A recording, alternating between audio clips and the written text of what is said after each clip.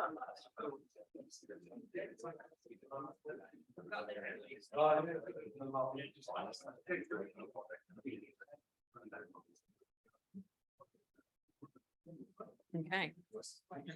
Yep, we're good to go. Good to go?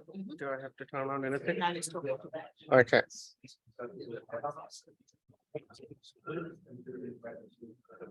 Hello and welcome everyone. Before we start, I would like to acknowledge the Ngunnawal people, the traditional custodians of the lands where Bruce campus is situated, and I wish to acknowledge and respect their continuing culture and contribution they make to the life of Canberra and the region. I also acknowledge all First Nations people on whose land we gather. So welcome everyone to our seminar, and it is an absolute pleasure to introduce Tiffany Kosch today for our IE seminar.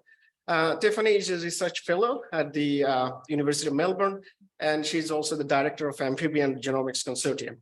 Tiffany obtained her PhD from East Carolina University in 2012 and worked as a research fellow in various institutions, including Massey University in New Zealand, James Cook University, and as a research fellow at the National University of Korea. She uses various genomic tools, synthetic biology, quantitative genetics, and animal breeding to promote adaptation to changing threats. She's currently developing cool techniques, targeted genetic intervention approach to improve the conservation outcomes of endangered species. And today she's going to talk about a case study for targeted genetic intervention to enhance disease resilience in amphibians. So without further ado, I'll hand over to Tiffany to listen to her work. Thank you very much. Thank you, Tariq.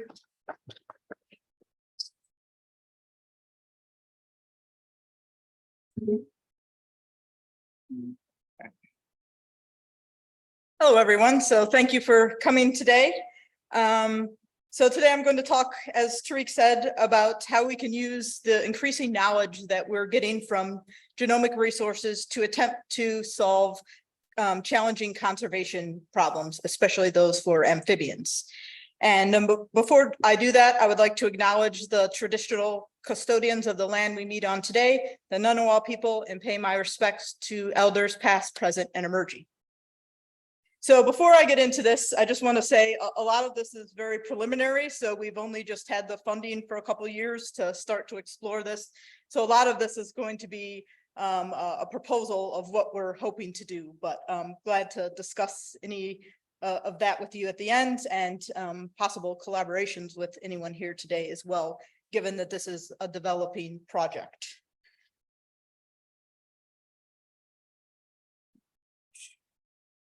So amphibians are the most threatened group of vertebrates. I probably don't need to tell anyone that today, but usually start with that statement.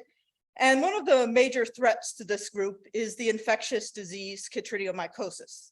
This is a skin disease caused by the fungal pathogens abbreviated as BD and BSAL. Chytridiomycosis is the worst infectious disease recorded in vertebrates.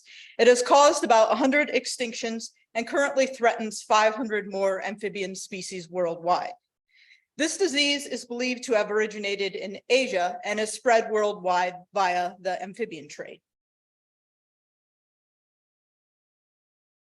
In Australia, evidence suggests that BD was introduced around 1978 near the port of Brisbane. It then subsequently spread north and south down the east coast of Australia. Since its introduction into Australia, BD has driven 6 species to extinction, including the southern gastric brooding frog.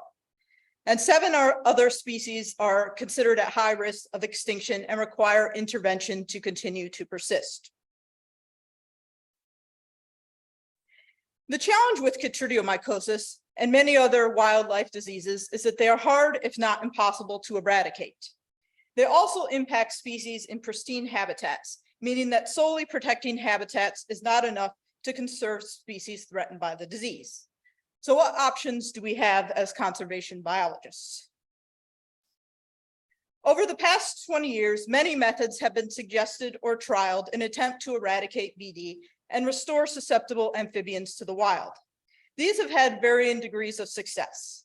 Although some are effective at controlling the fungus, most require repeated application to remain effective, and many are fraught with off-target effects. So far, conservation breeding is the most effective method at preventing extinction from chytridiomycosis. There are currently about 200 amphibian species dependent on this approach worldwide. Conservation breeding excels at preventing extinction, but it often fails to restore amphibians to the wild where the fungus is still present. This is likely because the approach manages species in a way to freeze their genetic characteristics, thus preserving their pathogen susceptibility. So, how can conservation breeding be used to restore species to the wild in situations where threats cannot be eradicated? One solution may be to use genetic intervention approaches to increase fitness in the presence of the threat.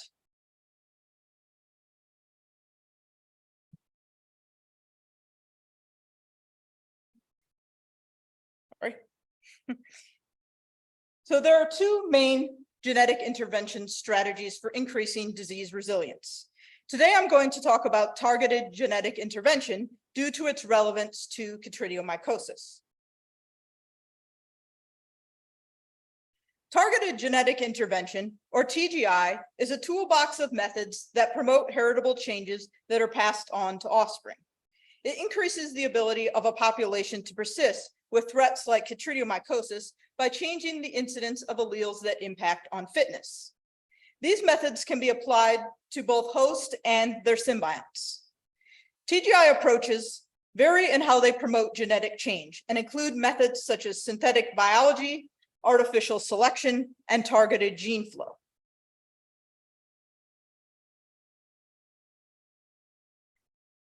Once the alleles that impact disease resistance have been identified, such as the blue allele shown in this diagram, TGI approaches can be used to increase their incidence. Synthetic biology approaches achieve this by introducing novel genetic changes or entire resistance genes from other species, such as I've indicated here. Artificial selection induces genetic change via selective breeding, where you pair individuals with your advantageous alleles. And then lastly, targeted gene flow works by introducing individuals with desirable characteristics, such as disease resistance alleles, into populations that lack them.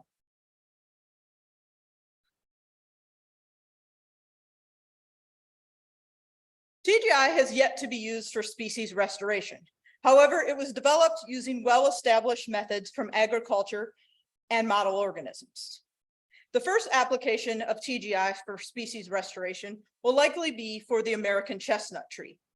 These trees have been genetically engineered for chestnut blight resistance, and trial restoration plantings are expected to begin soon, pending regulatory approval. TGI is also being considered, especially using some of the synthetic biology approaches, for increasing thermal tolerance in corals and in many other species of trees threatened by pathogens and climate change. Before TGI can be used to increase chytrid immunity, we need to understand the genetic basis of this trait.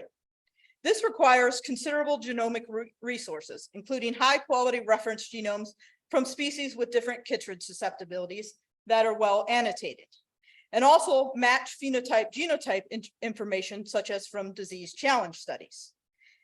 Next, I'm going to talk about the ability of amphibian genomics resources. The rate of amphibian genome assembly has lagged behind that of other vertebrates, with only 17 amphibian genomes available as recently as 2019. However, this has increased in recent years, resulting in 45 publicly available amphibian genomes as of last month.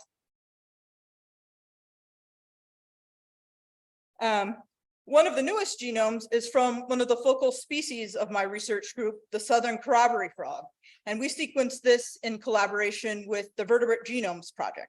And this is now available for public use on NCBI as of February of this year. So one of the reasons that amphibian genome assembly has lagged behind that of other vertebrates is because they are notoriously difficult to assemble. Amphibians have the greatest range in genome size of any vertebrate group, as you can see here. And they also tend to have much larger genomes than other vertebrates, with some species genomes being up to 40 times the size of the human genome. However, luckily for us amphibian biologists, this is no longer such a problem. So the development of approaches such as long-read sequencing is making the assembly and sequencing of amphibian genomes much easier, resulting also in higher quality genomes.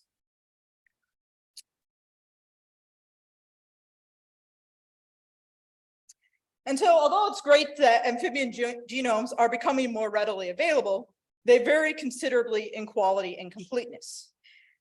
So this is one way of evaluating completeness by looking at highly conserved genes known as BUSCOs.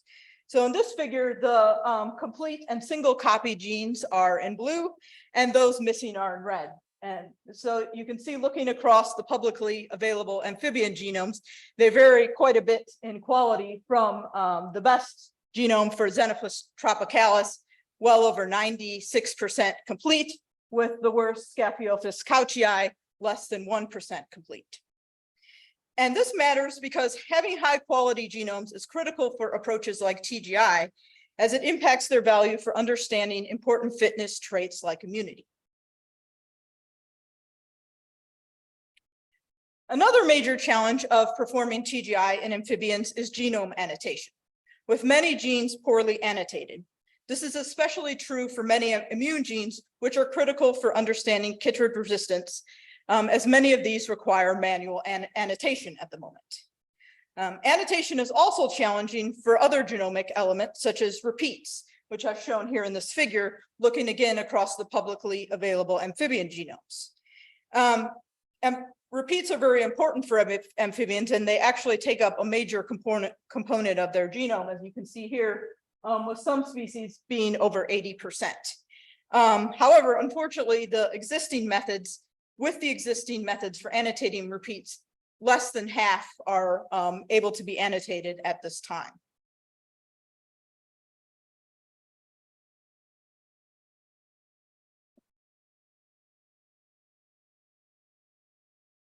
So my research group plans to test TGI approaches in corroboree frogs. But before we do this, we need to investigate which TGI approach is best for this species by characterizing the heritability and genetic architecture of resistance.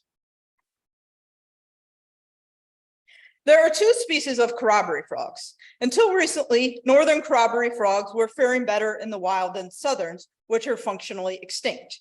But recent events, such as several consecutive La Nina events in a row, have caused mass declines in this species as well, meaning that they need much more conservation attention than originally thought.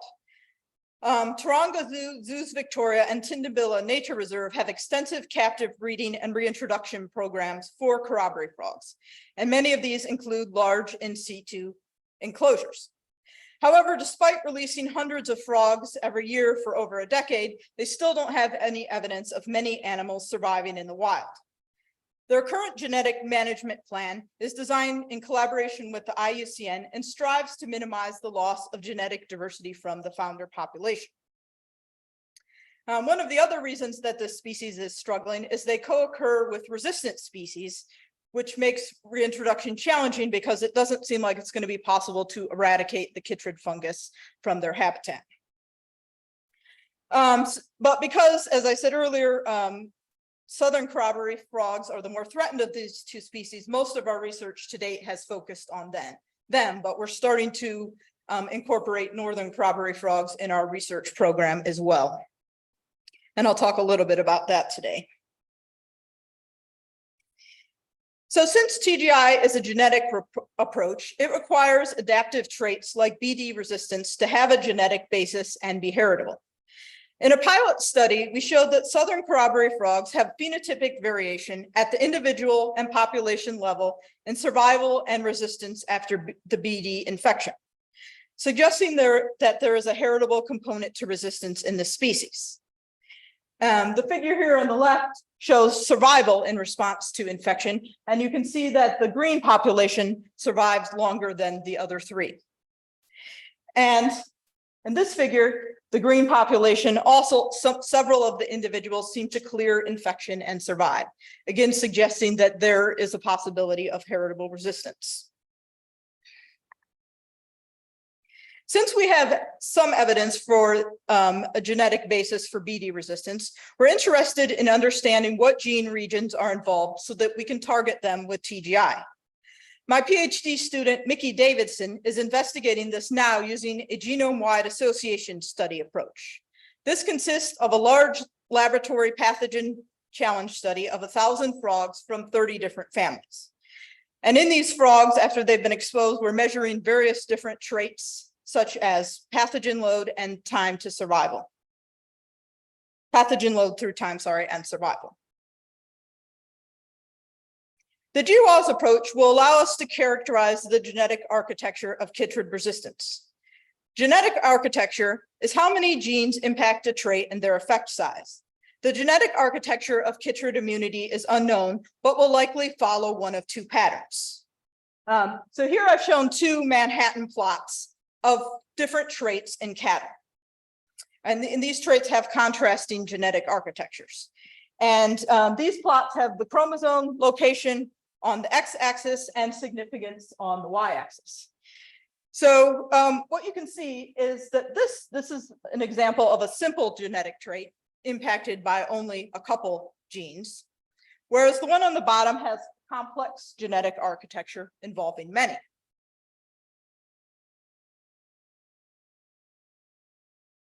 Understanding the genetic architecture of chytrid immunity in corroboree frogs is critical not only for determining which genes to target in our genetic intervention program, but also to determine which TGI approach is most successful. If chytrid immunity has a simple genetic architecture like the trait on the top, then synthetic biology approaches may be best as they excel at modifying just a few genes. Whereas if it has a complex genetic architecture like the trait on the bottom, then artificial selection approaches may be more ideal as they are better at modifying many genes. In addition to looking for genetic markers for resistance with GWAS, we are also investigating various other correlates of resistance, including gene expression data and the amphibian mucosa. In some species, limiting infection early on appears to be important for surviving chytridiomycosis. As you can see in this figure, this orange population seemed to limit infection and actually was able to clear it with many individuals surviving. There is also evidence from gene expression studies in several species that suggests that death may be induced by immune dysregulation rather than inactivation. This is similar to what is seen with acute COVID-19 in humans, where it's actually the immune system that kills many of these patients because it becomes overactivated. And you can see that from this example here in North American leopard frogs. So in this case, individuals that survived actually had this blue column here, many less genes expressed than those that didn't. So this is counterintuitive. You would think that upregulating more immune genes might be more conducive to survival, but at least in some species, this suggests just the opposite.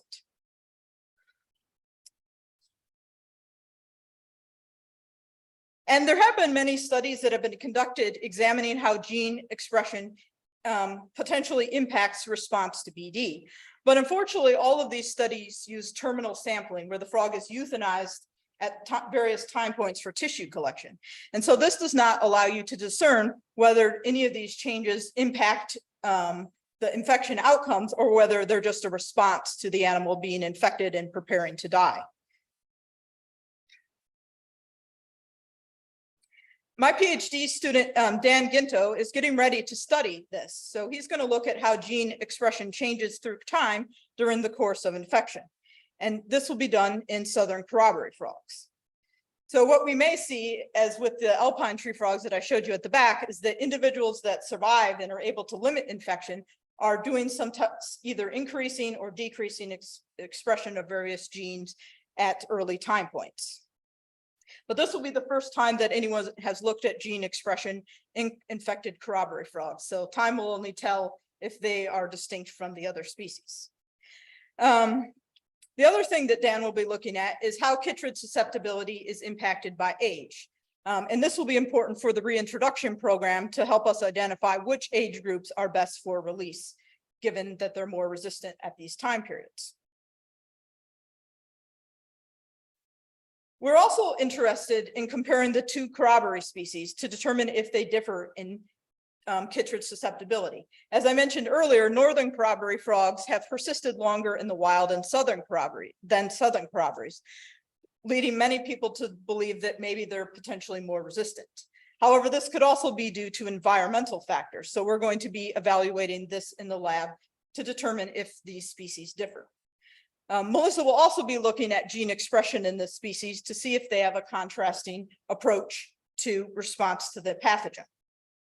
And one possibility, if we do happen to find that one of these two species is more resistant, is we could potentially perform hybridization of the species to increase resistance in the other. This has been proposed for other species declining for various reasons. And another possibility would be using synthetic biology approaches to transfer or to knock in resistance genes between the two species. So time will tell how this pans out. So by having both GWAS and gene expression data, we're hoping to improve our understanding of the direction of causality, moving from genotype to phenotype. This is important because we need to understand what causes these changes in gene expression. Is it due to the animal's genotype, or is it due to some type of environmental impact? And will help us to determine which genes to target in our genetic intervention program. So once we understand the genetic basis of chytrid resistance, we will select the best TGI approach and implement a program to test its safety and efficacy.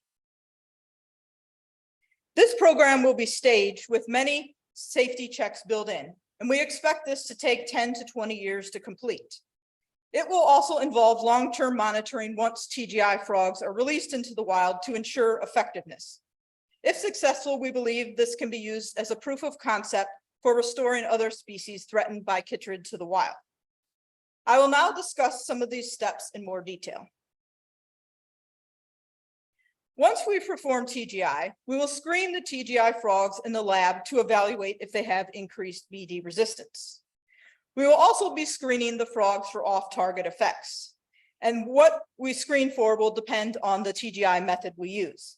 If we use artificial selection methods, since these are less targeted, we will compare phenotypes of TGI frogs to baseline phenotypes for traits such as reproduction and behavior to make sure that our method has not changed any of these.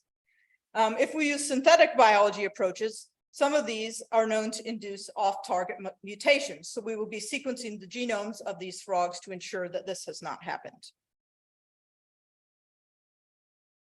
Once we have the desired results in the lab, we will then move on to field trials, where frogs will be released into enclosures to evaluate BD resistance in natural conditions. Luckily for us, there are already many of these in place in the frog's natural habitat, so it should be a pretty easy move.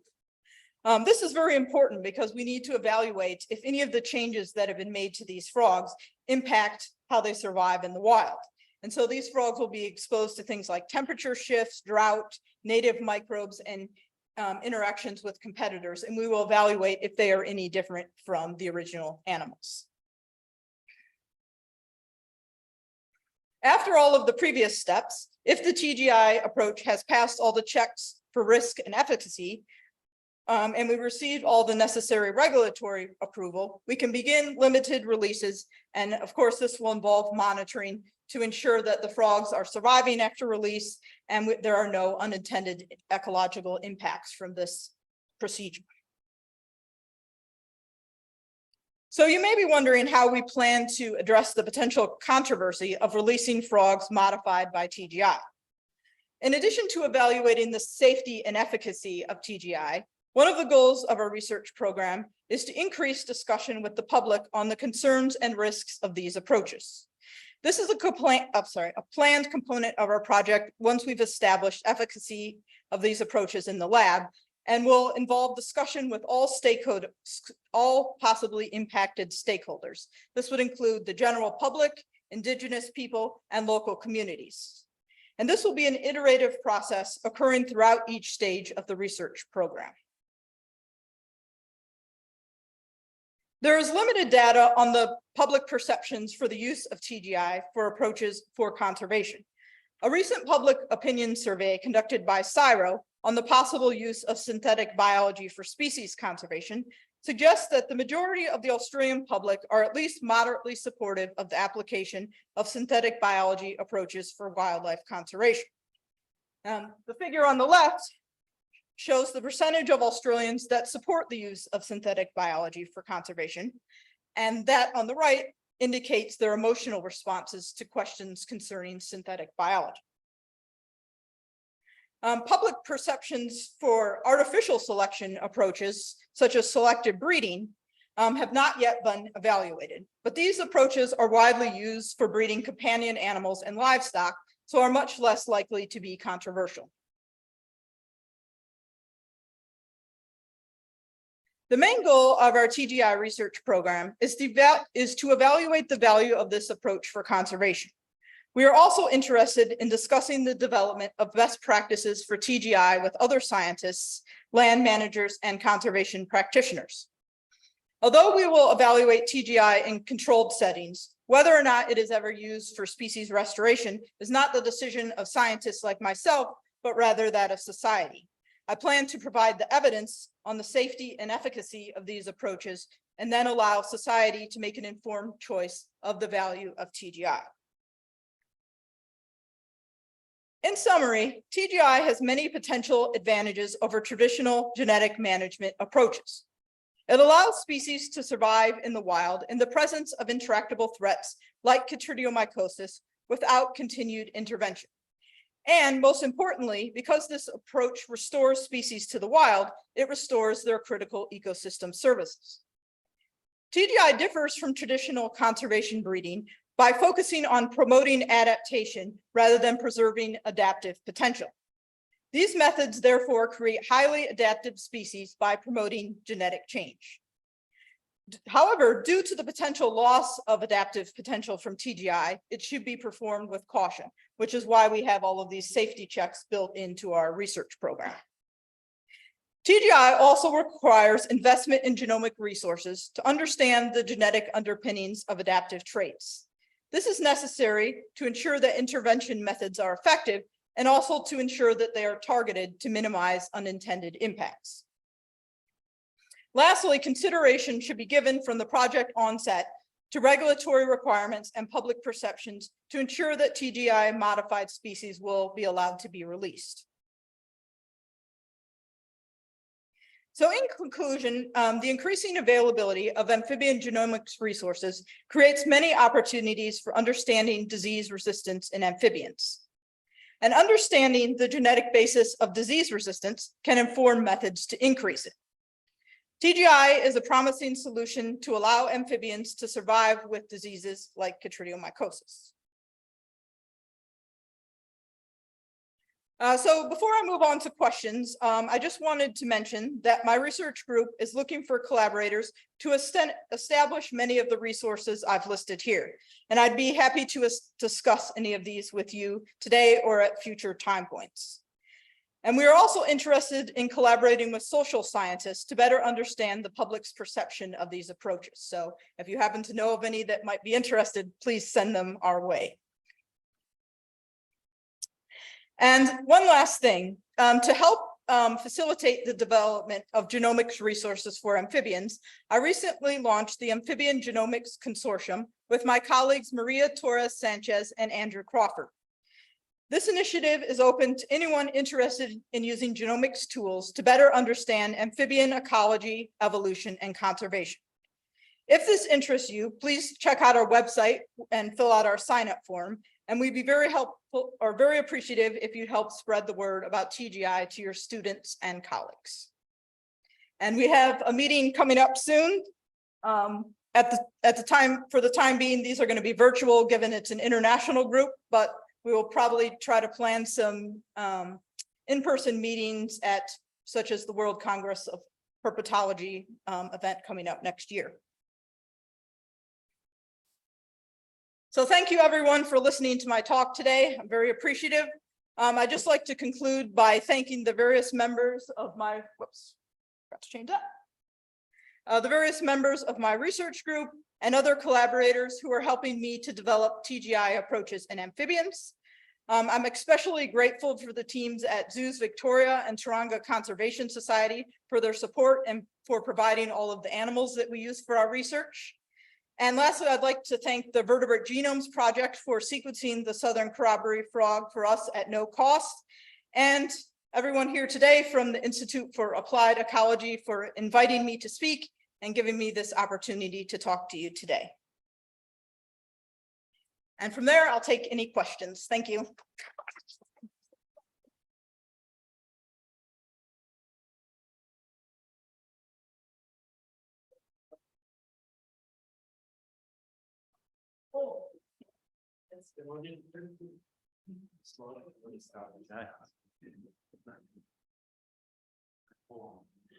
Hello, thank you for that wonderful talk, Tiffany. Really well presented and really exciting stuff. I just wondered, there's two sides to the equation. Of course, there's the genome of the frog and its responses to the fungus. Are you looking at the genome of the fungus as well in terms of whether it's varying across populations and across individuals, and whether the response that you're seeing in the frog to the fungus is actually because the fungus is different rather than the frog being better at accommodating the fungus? Yeah, so great question, Arthur. So interestingly, in Australia, the fungus is not very diverged because it was very recently introduced. And so genetically, it's very similar across Australia. However, in some of our pilot studies before starting this genome-wide association study, we actually compared several Australian isolates and found huge differences in virulence. So one that would kill frogs almost a month earlier than others. So this is something we're interested in looking into. And Matt Fisher, who's at Imperial College in London, has been the main person looking at BD genomes to date. So we've actually sent him all of these isolates. But it should be really cool what we find, because given that they're so recently diverged, any changes that we see between these isolates may be causing these differences in virulence. So that's a really important thing that we need to look at. And also talking about the fungus, we recently got a discovery grant to look at methods for decreasing virulence in the fungus. So we're actually considering doing genetic engineering of the fungus as well. Given the possibility, there's an idea now called transmissible vaccines, where you can release less virulent pathogens, and then the animals will become infected and not die, and then potentially have adaptive immunity in the future. So that's something we're going to be trying as well. But synthetic biology approaches for this fungus have not been developed, and so it's been quite a challenge. So we have a postdoc working on that now. So time will tell, but that is another approach that we're considering. So. Hi, fantastic talk, and I'm really excited to see the social side brought into it. I guess the problem with some of the social research is that at the start of things, before there are debate, you get sort of a rational baseline. This is what people think about things. But as you go on, what happens is that particular parts of that spectrum become much more vocal and start to promote misinformation and disinformation. And it really does seem like this would be an awesome case study for understanding how misinformation campaigns appear, because I strongly suspect you'll get one in the same way we have around Brumby horses or COVID vaccines. So are you working with any researchers in that misinformation, disinformation space? Yeah, so not yet. So if you have any suggestions for collaborators, because that's what we're very worried about, given that this is just starting. If something happens early on that, you know, a misinformation campaign, then yeah, we could be in big trouble. And all of this work, we'll never be able to release the frogs. So yeah, that's something I think that we need to address very early. So there's a really good group here at UC who do misinformation and disinformation in science. Okay. So if you want some contacts, give us a yell, and one of us can pass on contacts. There's a research center here that focuses on that. Yeah, thank you. I'd be very appreciative of that.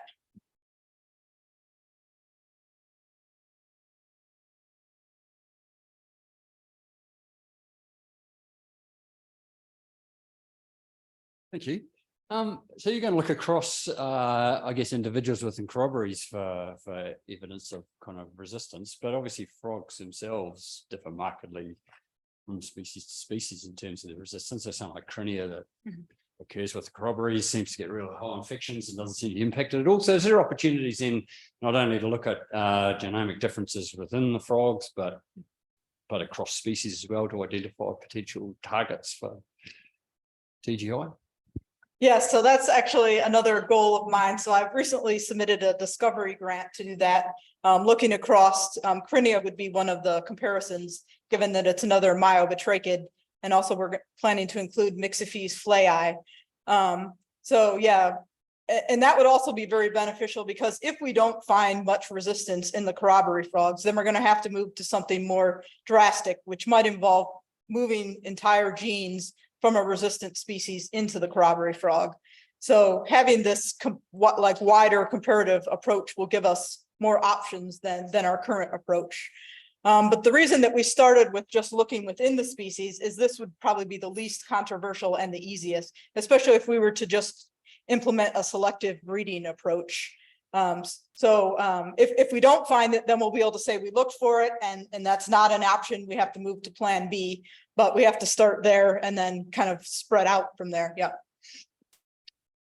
So following on from that, are you doing any work to examine the phenotypic expression that results of these resistance genes? Because different species are resistant for different reasons. Some of them have thicker skin, some of them are simply behaviorally different, and so it leads to reduced infection that way. So have you done any work into that, especially when you're looking at potentially putting genes from another species into a species? You might drastically alter other aspects of their biology doing that. Yeah, so just within corroboree frogs, we're also looking at things like behavior. So whether or not they're thermal, whether or not they bask when they're infected, and whether that differs between individuals.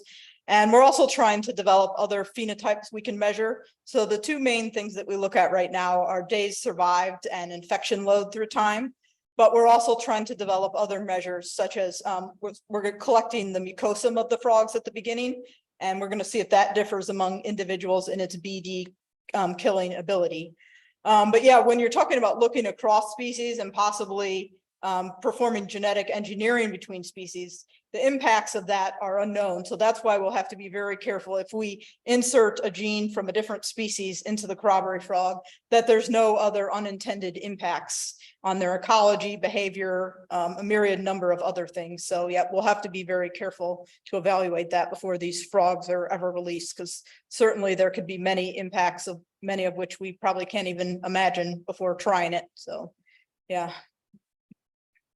Yeah, thanks. Yeah, really interesting. I was going to ask, so with the artificial selection, if that was likely to be a viable strategy, wouldn't that evolve naturally in the environment? So if there were some individuals or some populations which had high resistance, wouldn't the selection force of the disease heavily selected for those individuals, and you'd get populations spotting up which were resistant?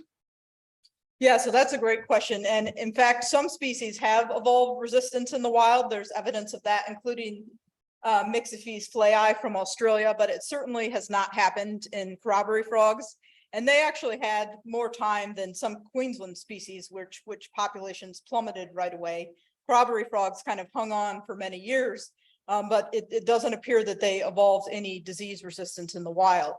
But that may be because they're not a very vagal species. And so if, for instance, you have one population that has a set of resistance alleles and another that has a different set, those individuals are not going to be interbreeding in the wild because these frogs don't really move around very much. So our hope is if we find any, then that may be a way that we can actually achieve this. But it may also be that they just don't have any very much heritable resistance, and selective breeding will not be possible. So that's why we're considering the option of synthetic biology if they don't have any heritable resistance. Yeah, there are species that are sort of range from lowlands up into the highlands, and they've been, wiped out from part of their range. And so following on from Ben's question, those species tend to have a boundary where, they're sort of coping with COVID, but they're not. And that boundary is shifting.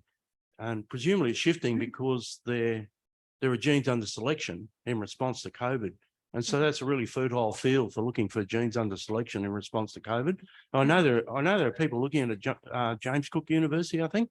But- Yeah, Don McKnight did a little bit of that. Yeah, but not at the level you're looking at. So Yeah. I think it'd be a really interesting area to look for genes under selection in Mhm. response to COVID, where you've got a species that ranges from where COVID is not having an impact Yeah. right through to where they're being extirpated. So Yeah. I think that'd be a great opportunity to chase up the question that Ben just raised. Yeah, great idea. Yeah, so any of these potential resistance genes, even identified in other species, the great thing about having these genetic engineering approaches was we can test a myriad number of them in the lab, just doing gene knock-in, and possibly this could even be done in cell culture, so we don't have to use frogs, so we can see if we see any impacts right away and then screen, things that are good viable options and those that aren't. So that would definitely be something that we would consider trying. So, yeah. My sources tell me there's a question online. You want to ask your question? Yeah. I have a question. Okay.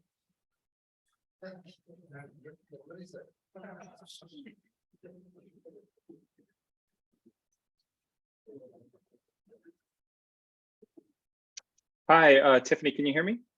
Yes. Yeah, hi, thanks for the great talk. I just had a quick question, maybe relating to an earlier question, but I seem to recall there being some evidence that composition of the skin microbiome has some role in resistance to BD. And I wonder, given how challenging it seems to work on species with big genomes and complex genetic architectures potentially, have you considered either sort of in parallel or as an alternative genomic engineering of microbiota that may help with resistance?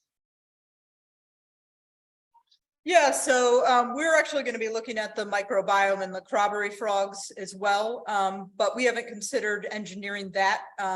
There's a researcher, Brian Gratwick, at the Smithsonian that attempted to modify one of the microbiome bacteria on the frog's skin to make it better at killing BD. So it has been tried. Unfortunately, they didn't see any impact of their genetic engineering, but that is something we could consider.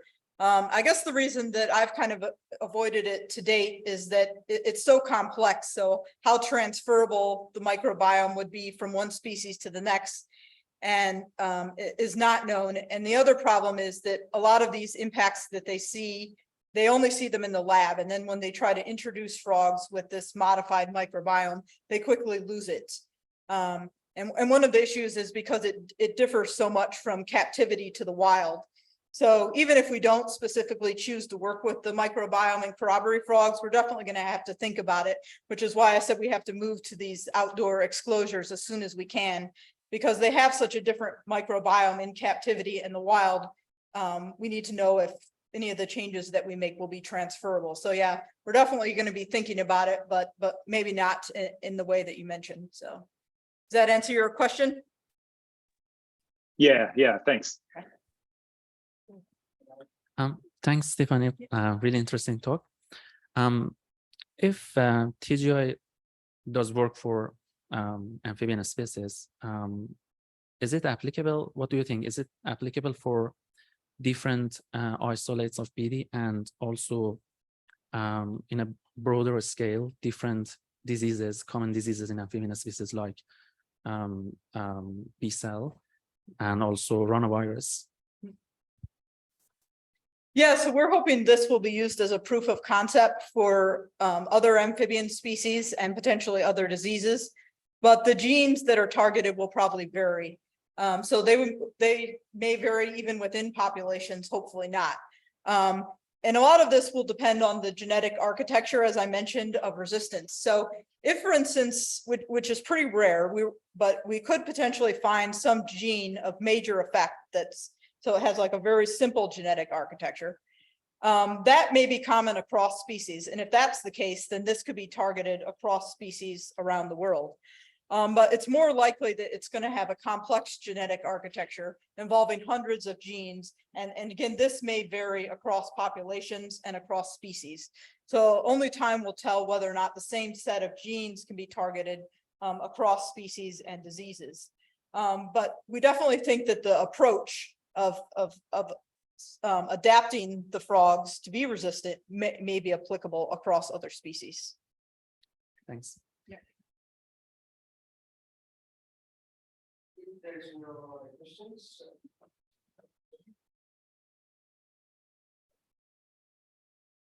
If there's no other questions, let's go hands together. Thank you. Put our hands together and big and walk for our garden.